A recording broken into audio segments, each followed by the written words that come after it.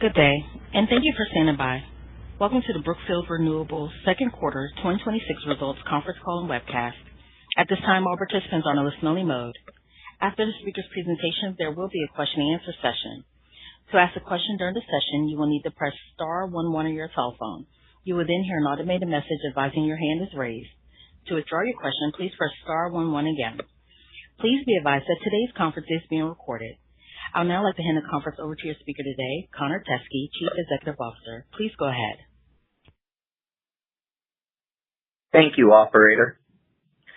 Good morning, everyone, and thank you for joining us for our second quarter 2026 conference call. Before we begin, we would like to remind you that a copy of our news release and investor supplement can be found on our website. We also want to remind you that we may make forward-looking statements on this call. These statements are subject to known and unknown risks, and our future results may differ materially. For more information, you are encouraged to review our regulatory filings available on SEDAR+, EDGAR, and on our website. On today's call, we will review our results for the second quarter and discuss how we continue to enhance our leadership position to capitalize on the significant growth opportunities in the current environment and continue creating long-term value for our investors. We will then turn the call over to Jay Vedena, our Chief Investment Officer, who will discuss how we are further enhancing our capabilities in battery storage and strengthening our position as the energy partner of choice to both corporates and sovereigns. Patrick will conclude the call with a review of our operating and financial results, our balance sheet and funding activities, and an update on our recently announced plan to simplify our structure into a single listed corporate entity. Following our comments, we look forward to taking your questions. Turning to our results, in the first half of the year, we delivered record financial results, robust capital deployment, and the highest levels of development and asset recycling in our history. We also further strengthened our balance sheet, ending the quarter with strong liquidity and positioning the business to capitalize on the growing opportunity set in the current market. In the second quarter, we delivered FFO of $421 million, up 13% year over year, or 62 cents per unit, up 11% on a per unit basis. In the last 12 months, we delivered FFO of $1,444 million, or 214 cents per unit, up 14% and 11% respectively compared to the prior year period. We continue to scale our development activities, commissioning 1.3 gigawatts of new capacity in the quarter and advancing our contracting initiatives, signing power purchase agreements for 2.6 gigawatts from our advanced development pipeline. We deployed or committed $5 billion into growth, or $760 million net to BEP, highlighted by our recently announced acquisition of IPA. In addition, we continue to scale our capital recycling program, agreeing to or closing sales that will generate approximately $2.2 billion of proceeds, or $630 million net to BEP, at strong results at or above our target returns. Our strong execution came at the same time as the fundamentals supporting our business continue to strengthen. Global electricity demand is accelerating, and there is simply not enough new capacity coming online to keep up. This supply-demand imbalance is compounded by grid infrastructure that has not kept pace with the growing need for electricity and is not being developed quickly enough to accommodate new demand. As a result, customers are increasingly balancing their needs for speed to power, scale, cost, and security of supply, while seeking partners that can deliver integrated energy solutions across multiple geographies on time and on budget. This is reinforcing the value of our global business, our broad capabilities across various mature technologies, and our scale capital. Our business today is uniquely positioned to meet our customers' evolving power needs through our global platform. We are one of the largest developers of low-cost, fast-to-market solar and wind projects.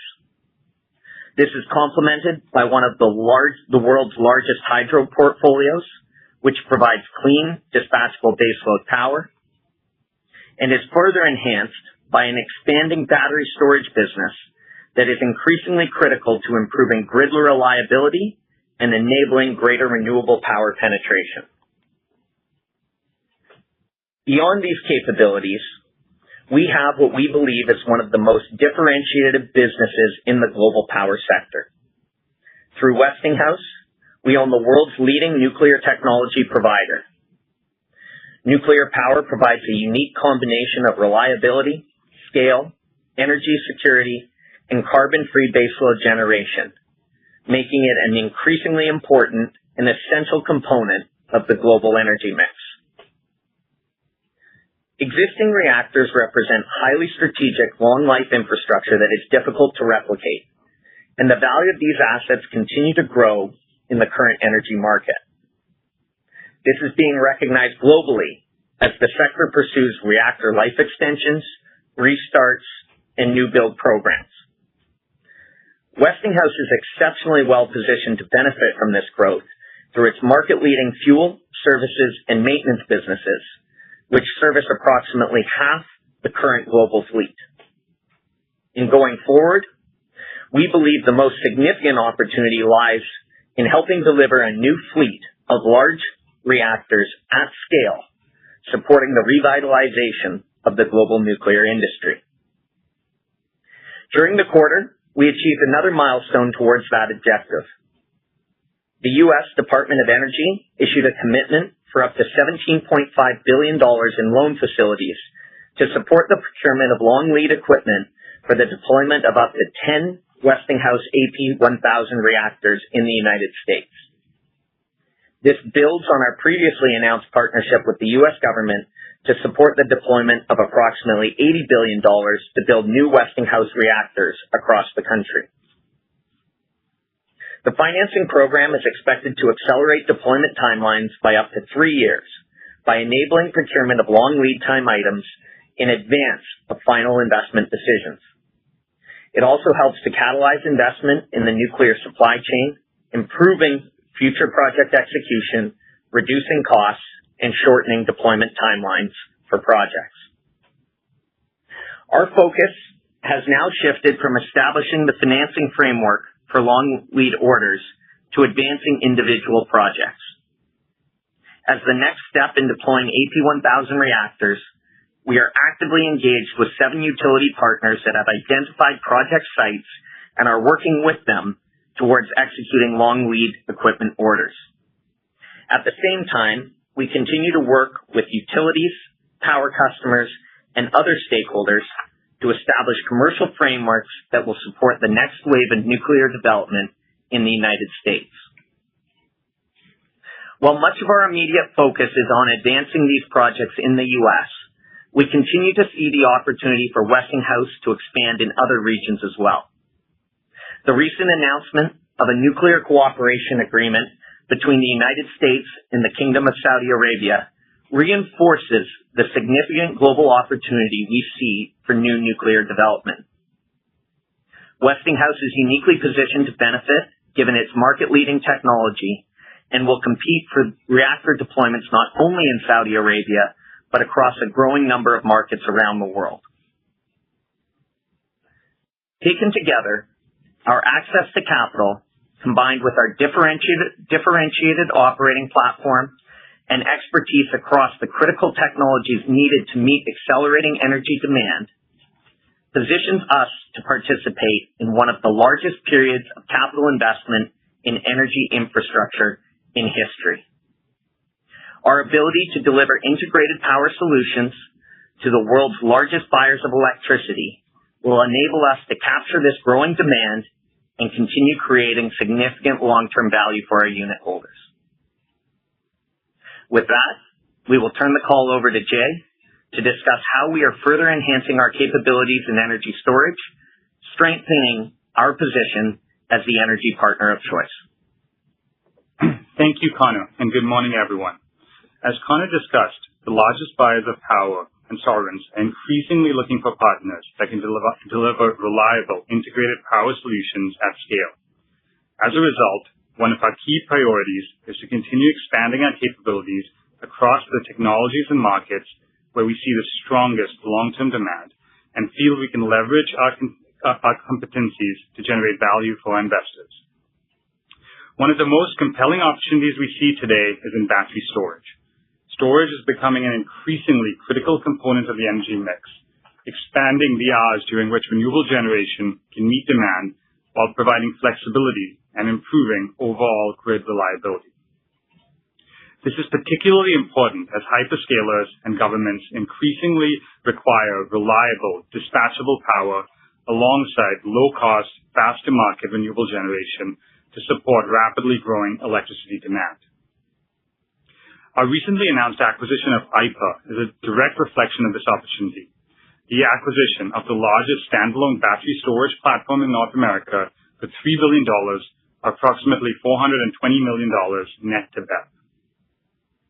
IPA's leading position across many of the fastest-growing power markets in the United States complements our large existing business and further expands our battery storage capabilities.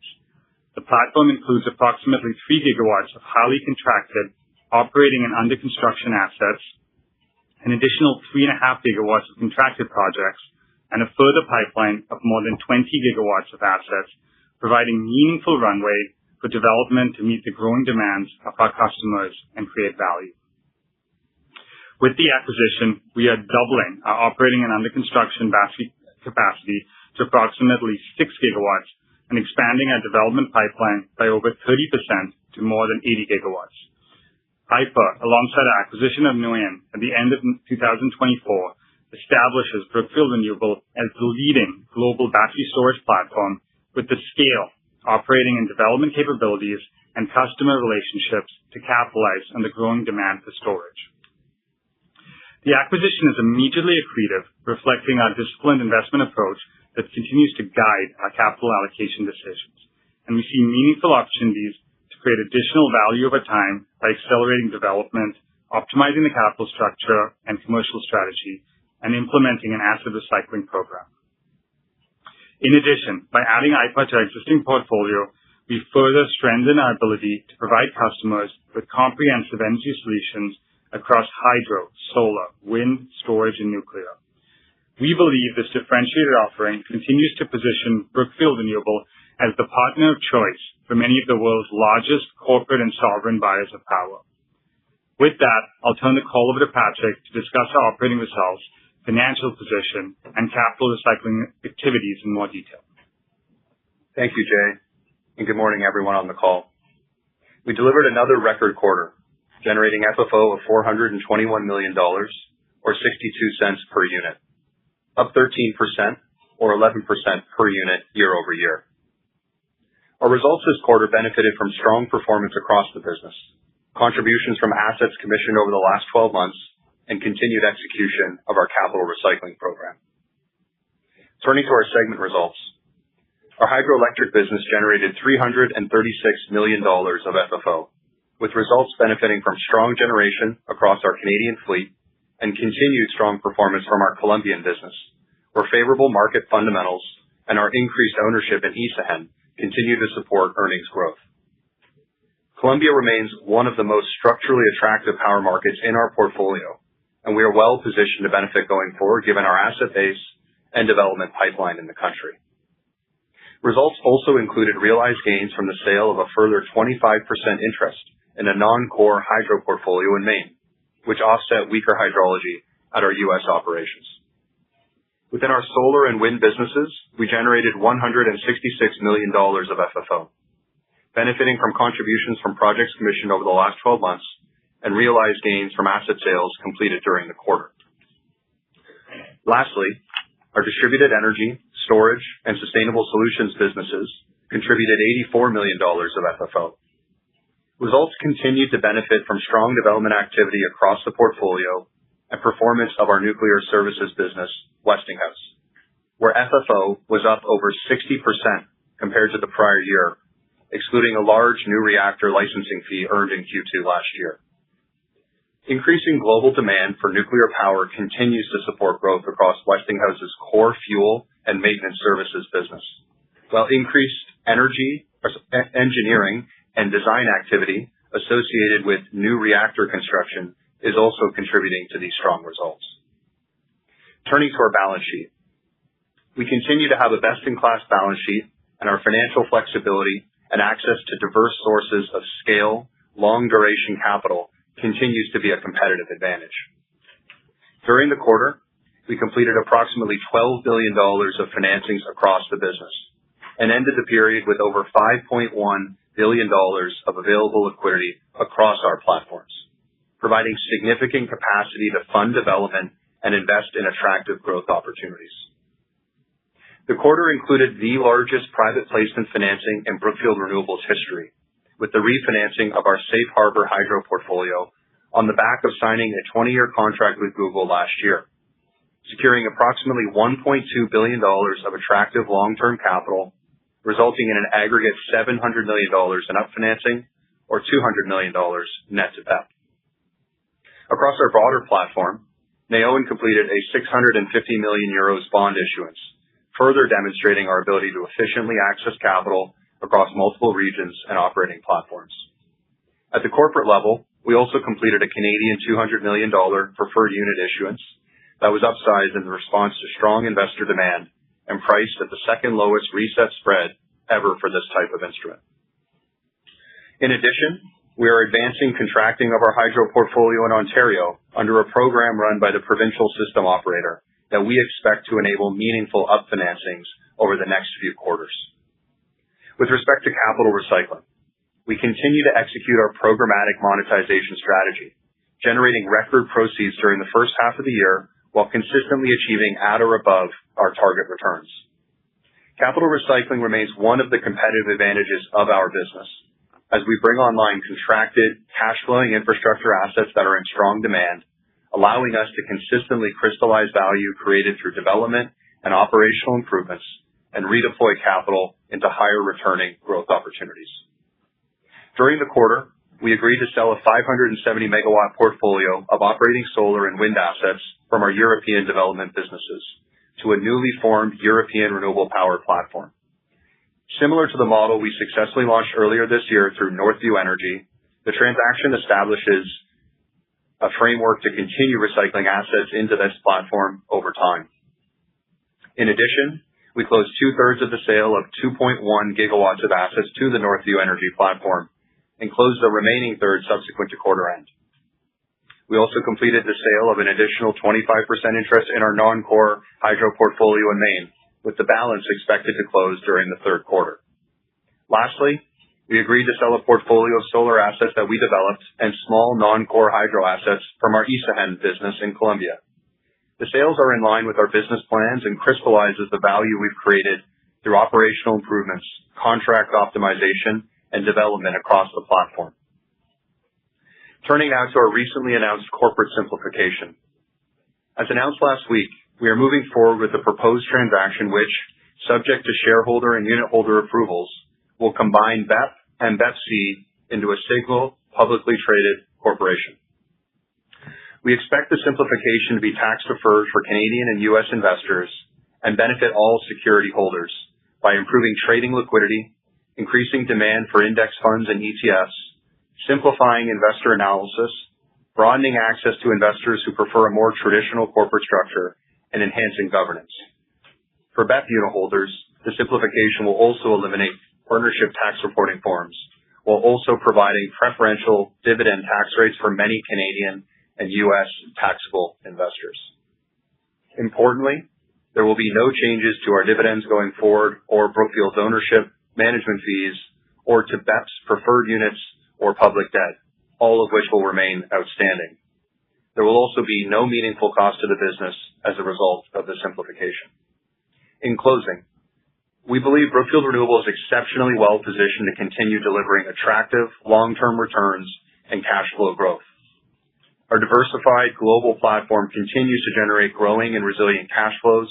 Our balance sheet and liquidity position are strong, and our disciplined approach to capital allocation, development, and capital recycling continues to drive significant value creation.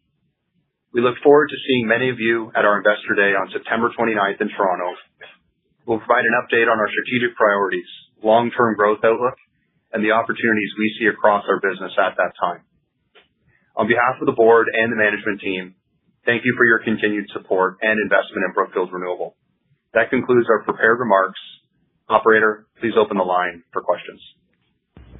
Thank you. As a reminder, to ask a question, please press *11 on your telephone and wait for your name to be announced. To withdraw your question, please press *11 again. Please stand by while we compile the Q&A roster.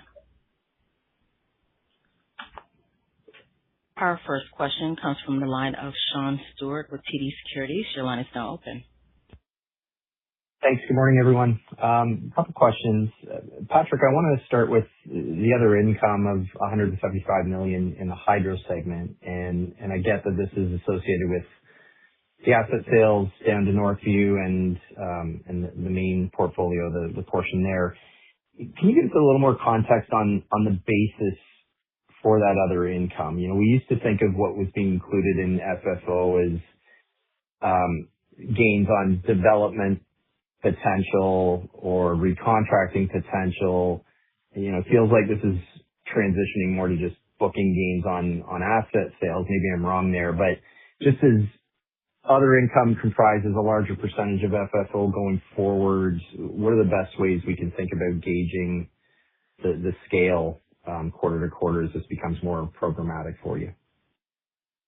Yeah, Sean, in terms of how we think about it, you're correct in saying that predominantly we expect that really represents gains from assets which we have developed ourselves over time. Increasingly as well, we are finding opportunities as a supplement to that to dispose of assets that we consider to be non-core in nature. And so you are seeing some of that come through other income in the quarter. But we really think of it as asset gains that we've had associated with developed assets alongside certain assets that are non-core in nature, and definitely not all sale gains that might come through our results in a given period, Sean. Okay. All right. Thanks for that. Second question's on batteries. 30% of your current advanced development pipeline, that'll grow once you close on IPA. Wondering if you can give some updated perspective on how many different suppliers you're procuring from to mitigate risk, and appreciating that LCOE for batteries has dropped substantially over the last 5-6 years. What's your expectation for the LCOE trajectory going forward the next few years? Thanks, Sean. Make no mistake, batteries are the fastest growing technology within Brookfield Renewable today. And we are looking to invest in and develop batteries alongside new wind and solar on a standalone basis and retroactively on existing wind and solar. And therefore the opportunity set is very large. And we think now with the combination of Neoen, largely in Europe and Australia, and now IPA in North America, we have the leading battery storage providers in the most attractive battery markets around the world. Given the scale of our battery development activities, I don't think it's a stretch to say we are one of, if not the largest procurer of utility scale energy storage equipment in the world. And therefore we have relationships with all the major producers, both the domestic ones and the international ones. And we, not dissimilar to what we do on wind and solar, we leverage those relationships to manage around supply chain issues, taxation, subsidies, tariffs, to ensure that we can procure that equipment on time, on budget, and cheaper than anyone else. And perhaps the last comment I would make is not dissimilar to how we entered into large-scale framework agreements with the biggest suppliers of wind and solar equipment in recent years. We are now actively entering into large-scale global framework agreements with the largest producers of battery equipment around the world as well. Again, just increasing our flexibility and our differentiation in developing this asset class. Okay. Thank you very much. Sean, sorry, I left one thing out just on the LCOEs. They've come down very, very dramatically in the last, call it 24 months. There are some short-term dynamics at play in terms of input cost into batteries that can cause short-term variations in those LCOEs. But we're still in the very early days of the supply chain scaling up and the technology improving. So long-term, we expect LCOEs continue to go down, albeit there could be some short-term noise just dependent on input costs. Understood. Okay, that's all I have for now. Thanks very much. Thank you. As a reminder, to ask a question at this time, please press star 1 on your touchtone telephone. Our next question comes from the line of Christine Cho with Barclays. Your line is now open. Hi, this is Liam on for Christine. Thanks for taking my question. With regards to the share consolidation, could you provide some details about the shareholder vote? I think I saw that the completion of the deal is not conditional on BEPC shareholder vote, but for both BEP and BEPC, Brookfield and affiliates own a large ownership stake. Can you remind us what that stake is and if those shares are going to be included in the vote? And is it a simple majority or 2/3 needed to approve? Thank you. Hi, Liam. It's Patrick here. So you're correct in saying that the simplification transaction is going to involve shareholder approvals at both the Brookfield Renewable Partners level as well as at the Brookfield Renewable Corporation level. There will be individual votes for the shareholders and the unit holders. It would require at both levels a 2/3 of the vote actually saying yes to pass. In one of the entities, that vote would be for all outstanding shareholders, and in another, it would be for all of those who vote. But 2/3 is a general rule of thumb, should be your thought process with respect to passing those resolutions to do the simplification. Brookfield Renewable is held on a look-through basis 47% by Brookfield holders. And so you'd imagine a significant amount of the holdings with respect to the Brookfield Renewable Partners votes will be done by Brookfield Corporation and voted in favor.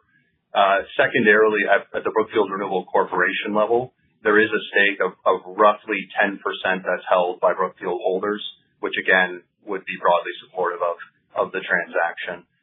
So two votes, which we will be going to vote sometime in October this year. The expectation is, to the extent both shareholders approve, we would look to close the transaction by the end of the year. An important point is the transaction will go forward to the extent that BEP unit holders approve the transaction. That is the requirement. However, in the event that only BEP unit holders approve and not BEPC, we would continue to go through with the transaction. The transaction is not contingent on BEPC shareholders approving it. Great. Thank you. Thank you. I would now like to hand the call back over to Connor Teskey for closing remarks. Great. Thank you, everyone, for your interest in Brookfield Renewable and our results this quarter. We thank you for your continued support. We look forward to seeing you at our Investor Day in September and then updating you at the end of next quarter with our Q3 results. Thank you and have a great day. This concludes today's conference. Thank you for your participation. You may now disconnect.